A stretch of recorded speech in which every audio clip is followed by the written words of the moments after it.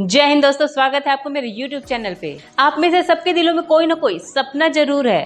आप में से कुछ लोग यूपीएससी निकालना चाहते हैं तो कुछ अपना बिजनेस स्टार्ट करना चाहते हैं। ख्वाहिशें कभी खत्म नहीं होती, दिल में कुछ ना कुछ पाने का इरादा हमेशा रहता है। भले ही मेहनत का इरादा हो या ना हो, पर कुछ पाने का इरादा वो हमेशा हमारे दिल में होता है। अब लाइफ के दूसरे पहलू को समझते हैं। आपको कोई चीज तब तक नहीं मिल सकती जब तक कि आप उस चीज के लिए एलिजिबल नहीं हो। फॉर एग्जाम्पल, जैसे कि कोई जॉब के लिए ग्रेजुएशन लेवल चाहिए, लेकिन क्या आपने अगर इंटर कर रखा है तो आप उस जॉब के लिए अप्लाई कर सकते हो और वो जॉब क्या आपको मिल जाएगी?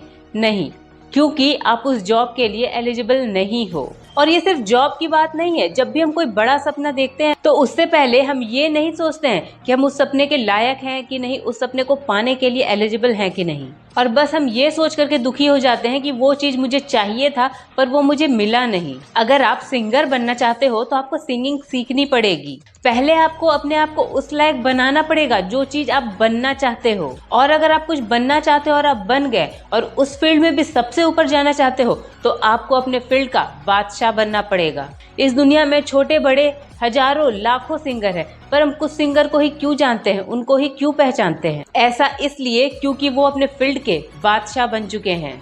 उन्होंने इतनी मेहनत करी है कि आज वो यहाँ तक पहुँच गए हैं और इस लायक बन गए हैं। तो हमें तब तक अपना लक्ष्य हासिल नहीं होता जब तक कि हम उस सपने को पाने के लिए एलिजिबल नहीं हो जाते। दोस्तों याद रखिए, आप अपने जीवन के एक योद्धा हो। या तो आप अपने सपनों को पालो या उसे पाने के लिए रास्ते में ही दम तोड़ दो। लोग कुछ भी बोले, अगर आपका ध्यान आपके काम में है ना, तो कोई कुछ भी बोले आप पर बिल्कुल असर नहीं पड़ने वाला। नेगेटिव लोगों से डील करने का मात्र एक ही तरीका है कि आप उनकी बातों को सुनना बंद कर दो। ये लोग इसलिए ये बातें सुनाते हैं ताकि सामने वाला रिएक्ट करे। अगर आप सुन ही नहीं रहे तो रिएक्शन कहाँ से होगा? तो ऐसे लोगों को बिल्कुल अनसुना कीजिए।